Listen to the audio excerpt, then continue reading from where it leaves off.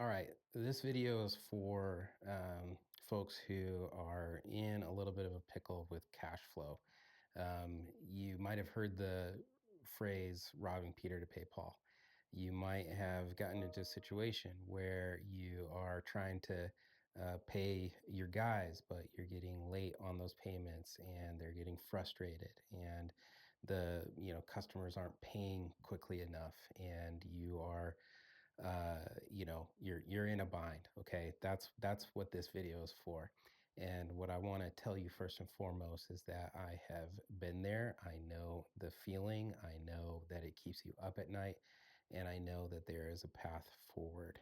And so what I'm going to share with you today is just a plan for how to do this. Now, there are some considerations in this specific video that I'm going to make for states like the state of California, but I will also talk about what you can do in other states where the regulations aren't as steep and you have more flexibility.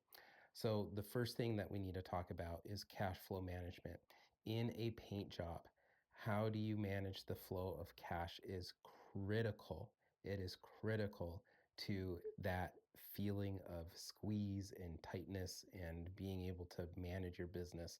If you are, if the inflow and outflow of cash is out of balance, it's out of alignment, and you got a bunch of money coming in, right? You've got a bunch of accounts receivable. You're going to receive cash, but it hasn't landed yet. And you have all these things that you have to pay. You have these accounts payable that are due today. You're going to end up with a small bank account like pretty much all the time. And so the key to this is how we manage our cash flow convergence, meaning when do we converge on the cash and where do we allocate that cash and when? It's a time thing. Cash flow management is a time thing. And so the time how you do that is critical. And so in painting specifically, but this goes for a lot of different trades that you could be in, we have to think of things in this order. First, we're going to pay our people. We have to make sure that we pay our people first. Otherwise, I mean, their lives are disrupted, right? If they can't pay their bills at home, then they are not going to be working for you any longer. They're not going to trust you. You're going to get a bad reputation. And so you have to make sure that any cash that you have coming in from a job, that it fills up the tank of your people bucket, right? And so what we do is we actually get a bank account, a standalone bank account. And I like to, since I'm a paint contractor, I always use a paint bucket, analogy here. And so as that cash comes in from the customers, you fill up that bucket with the cash to cover the cost of labor. That is not your money. You cannot use it to pay other bills. You can't pay it to pay yourself. You have to reserve it in an account that is strictly for your people. And then next, you have to pay for the paint. Now, the nice thing is that, most of our stores have a credit account. And assuming you haven't, overdrawn on your account, you can you can put the paint on that account interest free. But remember, you have to pay it back. And so probably in this same bank account, but we'll just kind of, for illustration purposes, create another little bucket here. You're going to take the money from that customer and you're going to fill it up to the amount that covers the cost of paint. Okay. So here's the deal. Let's say that you are in, let's say that you are, that your cost of people and your cost of paint, let's say that it's roughly about 50% of the job, right? Well, what we want is we want to get that 50% of the job in our bank account as soon as possible. We want it in the bank account as soon as possible so that we have the money there to pay our people and to pay for the products that we're putting in the house. But in the state of California, for example, you can't take 50% down payment. Most states you can take a 50% down payment, and I recommend it. I recommend taking a 50% down payment. But in the state of California, you're limited to 1% of the total sale or $1,000, whichever is less. Okay? So that causes a little bit of a constraint. But the reason that they have that law in place is so that you don't take, $10,000 of a $20,000 job and run off with it. Okay? You're limited to that $1,000, and if you go out of business or run off with the money, then that consumer is protected because they've only put down $1,000. That's why it's there. It's a law that makes sense, but it does cause problems because now you have to figure out, how am I going to fund these jobs? How am I going to pay these people? How am I going to pay the paint store when I've only got a maximum of $1,000 put down on the job? Well, the thing that you can do is you can get progress payments, and you have to schedule these jobs. You have to schedule the payments so that you are receiving cash long before you owe it to the workers. And so what that is going to require is some time management with your cash flow. And so let's do an example. So let's say that you have a 2 week pay period. Okay? We'll call this 2 weeks, week 1 and week 2. Your workers are working this 2 weeks, and when the pay period ends, then you have to pay them. Well, what most companies do is they finish the payday or the pay period on a Friday, but the actual payday is not until the following Friday. Why did they do this? So that they have time to collect the cash. Because with progress payments, especially in the state of California, not necessarily true of other states, but in the state of California, progress payments must be tied to completion. This means that you have to meticulously track the progress of the job.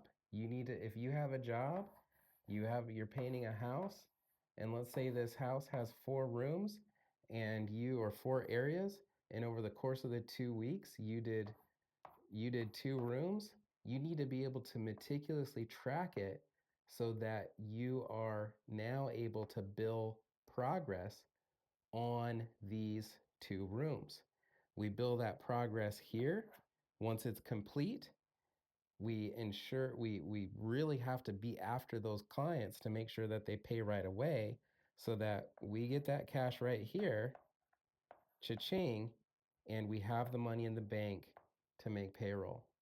Now, ideally, we have out of these jobs is we have enough profit at the end so that we can retain some cash and create a buffer for ourselves, okay? Which is why the last bucket here is profit, okay? This profit bucket, very, very important. Most people think that the profit is what you take home. That is not entirely true. Profit is divided into several things. Profit, for one, goes towards the future investments of the company, meaning future runway, future operating costs, future everything, okay? That runway that you create has to be able to help fuel the next job, okay? Because if you have late payments, if you have things that go sideways, guess what? It's coming out of profits, but you have to pay for it now. You can't pay for it later. And so it actually is going to have to come out of past profits instead of future profits. So profit pays for the future of the company, the future runway, and I actually call this a runway. Okay? It pays for the runway. The second thing that it pays for is taxes. Profit comes out of tax, or taxes come out of profit. The third thing that it pays for is debt. So if you have any business debt, that comes out of the profit. It isn't an operating expense. And then you have the amount that you are able to take home or distribute, right? And so most people don't realize that that's where the profit goes. It isn't simply, oh great, I just made the $5,000 on this job and I get to go, I get to go to Bermuda on that. No, you have to pay all of these things. And so when you get profit, it really has to come after the people in the paint. People in the paint, this is your cost of goods sold, right? Your profit, and we'll talk in terms of gross, you have your expenses, and then you have all this stuff that is the net, right? Okay, so here's the thing. The timing of this is so critical. Your progress payments must be tied to completion. So make sure that when you are on that job site, and let's say that it's a nice big job and you are getting ready, it's going to be 2 weeks and your pay period is every 2 weeks, you know that. Make sure that you invoice the customer early and say, okay, on by Friday, we are going to have X number of rooms complete, or we're going to have X number of the job complete. We're going to have, and you can do it in terms of percentage as well. We're going to have 50% of the job complete, or we're going to have 25% of the job complete. And so at that point, you take 25% of the job or 50% of the job, whatever amount that you have finished, you take that and you invoice them early enough so that the due date of the payment is due when you need that cash, right? And so is there anything stopping you from saying, okay, in 2 weeks we're going to have 50% of the job done, and so I'm going to invoice them today, but it's going to be marked due on the Friday, right? I'm going to send them this invoice so that they have it. And you're going to say, look, if we don't hit 50%, we'll adjust it to how much how much is actually completed. But right now, that's the invoice amount. And we are going to mark it, let's say that's 14 days. We've invoiced you, you have 14 days to pay this, right? This will be how much we complete by the end of the 14 days. If they have not completed that much, you adjust the invoice. We're issuing a new invoice. It's still due on this day, but now it's actually 40% because that's what we completed, or it's 60% because that's what we completed, right? But they have to know that they're about to get invoiced in the future so that you can receive the payment when you need it. You receive that payment, it gets into your bank account. Now you have enough for payroll. Okay. That's the first part. The second part is addressing some of the core underlying issues. Some of those core underlying issues are that you have debt, right? You have high overhead. So debt and overhead, and I'll call it fixed, we'll specify fixed overhead. These two things are killers for any business, okay?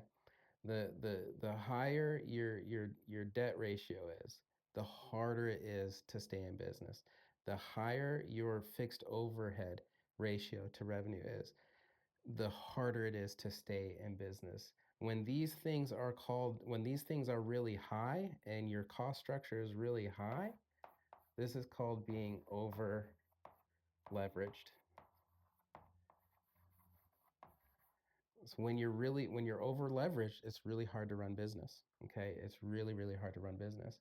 And so what we have to do is we have to slash overhead. Cut as much as you can.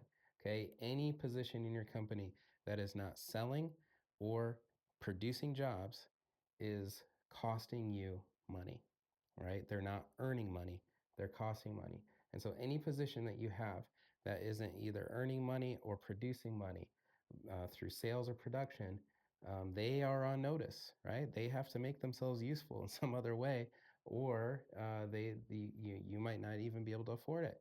And I'm sorry, but that might include some of the things that you do day in and day out. Some of the things that you do day in and day out are pure overhead, and if they're not contributing to winning more jobs or producing more jobs, then you are at risk of over leveraging your company. Now, if you have high revenue, that's less of a problem, right? Because if you have a really high revenue and your profit margin is nice and healthy, then you have plenty of gross profit margins to work with to have those overhead positions. But because we are a seasonal, cyclical business, there are going to be times where your break even point, your revenue dips below your break even point. And at that point, all of those overhead expenses are really, really expensive. So the first thing that we need to do is we need to cut our fixed overhead. We need to increase our margins. We need more money at the end of the job, more profit, because the debt is paid by the profit. Okay. And so what we have to do with the debt is we have to attack it. Okay. Get into attack mode. But there's a big old but here. Okay. I'm going to put a BUT with a big old asterisk. But in contracting, you have to have enough reserves. We can't do the Dave Ramsey style thing where we only have $1,000 emergency fund to solve, help us in a pinch. That's not enough. You need more runway. You need 2 to 3 months of business expenses in your business at minimum to ensure that you can get through cold spells. Okay. And so before you attack your debt viciously, make sure that you have enough runway. Okay, runway. Make sure you have runway. Then we can create a plan to attack that debt viciously.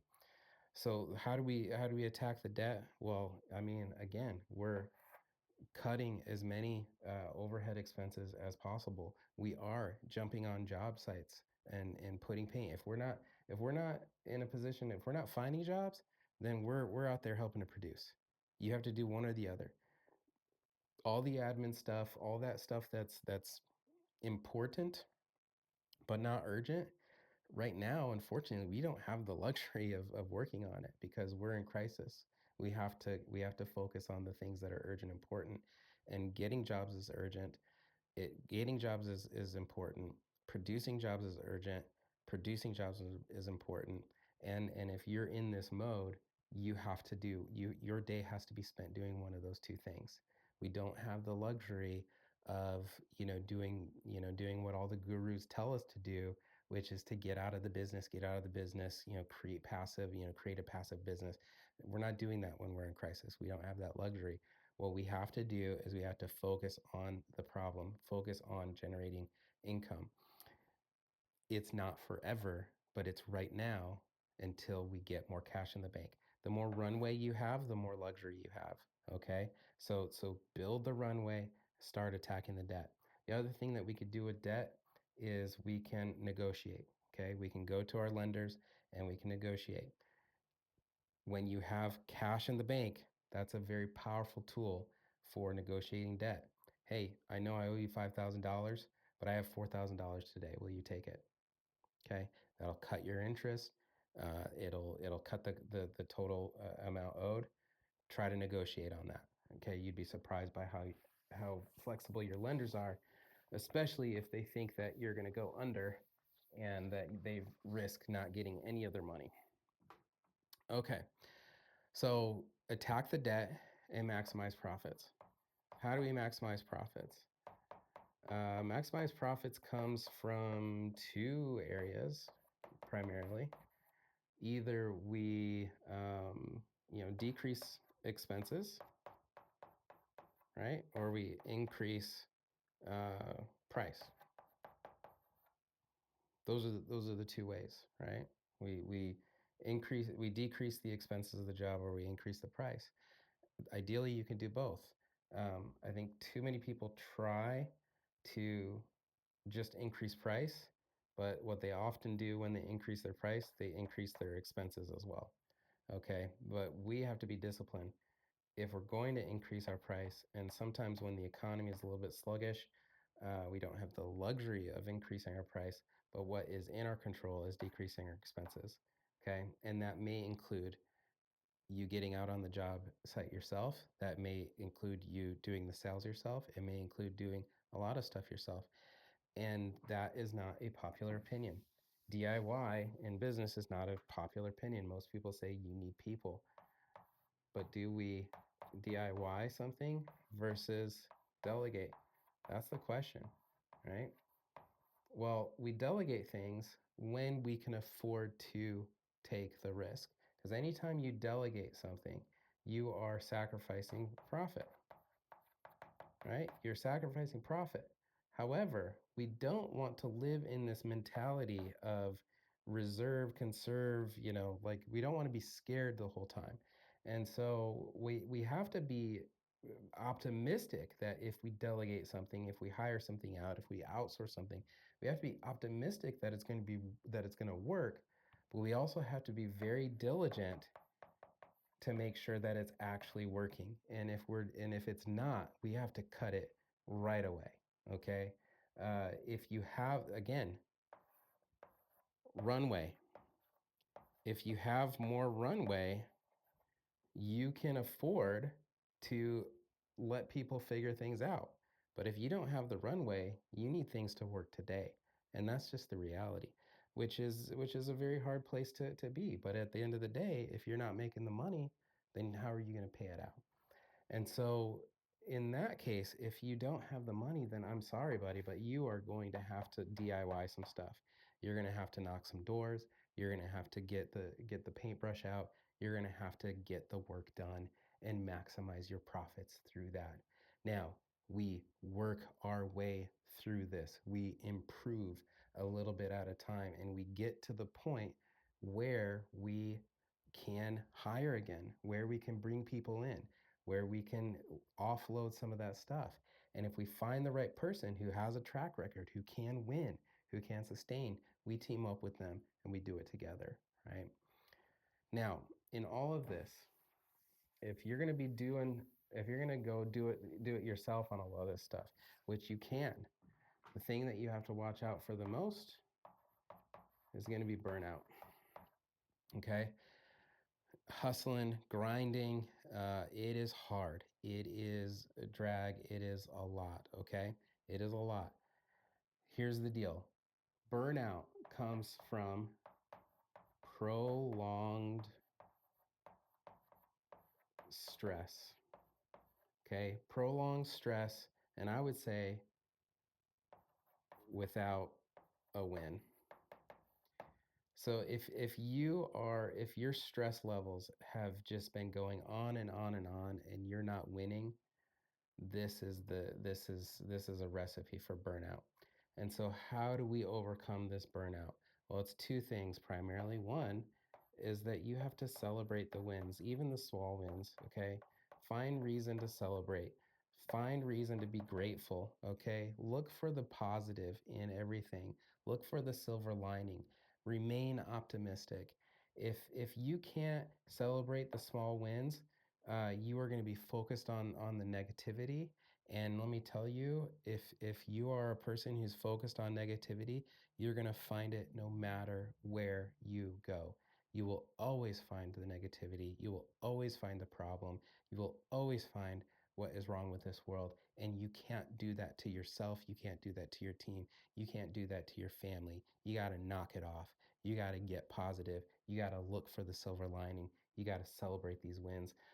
This is the biggest thing to getting through periods of burnout. Find something that you want at and celebrate the heck out of it. The second thing is that you got to get sleep, okay? You are staying up at night worried about all these problems that's contributing to your stress. There is a significant amount of research, growing research, of how important sleep is to business leaders. You have to make sure that you are going to bed. If you can't fall asleep at night because you are too focused on what you have to do tomorrow, what didn't go right today, I recommend box breathing. Box breathing, it's pretty simple. You inhale for 4 seconds, you hold it for 4 seconds, you exhale for 4 seconds, and then you hold your breath for 4 seconds, and you repeat that 4 times. Okay. If you do that at night, you will fall asleep. You'll forget your problems for the next day. And the research shows that when we sleep, when we get enough sleep, when we are dreaming, Our mind is problem solving for us, and we wake up with fresh ideas and fresh perspective on how to tackle those problems. The second thing that you need to do, it's the same idea, is you have to take days off. Okay, take days off. If you are working 7 days a week, stop it. Okay, you have to recharge. You have to put your family first.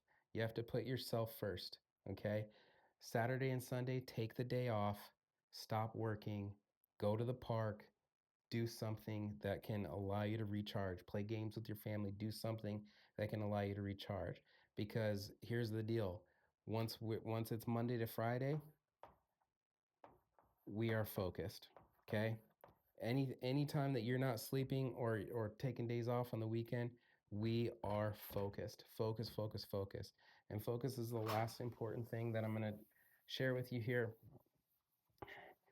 When we are worried about our lives, when so many things are going on, we get into fight or flight mode. I call this system 1 thinking. With system 1 thinking, we're scatterbrain. We're thinking about a million things that we could be doing, should be doing, want to be doing, didn't do.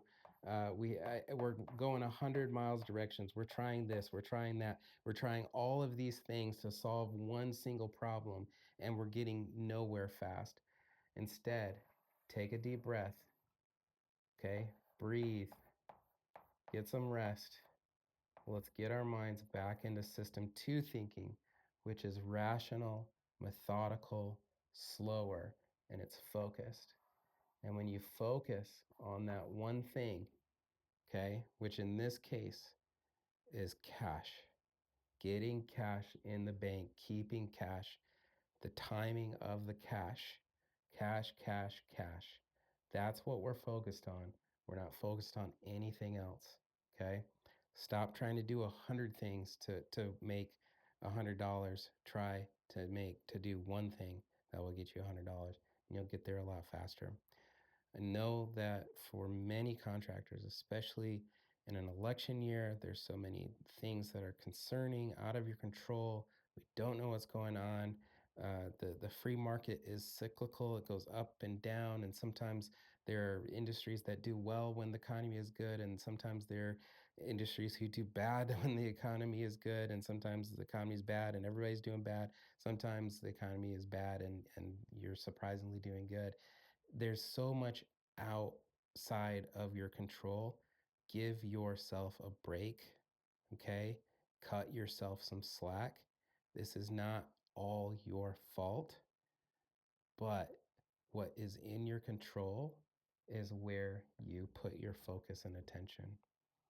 Do that, you'll get your way out of this, you'll climb yourself out of the hole, and you'll start to breathe again. You'll start to feel some smoothness in your life, some predictability.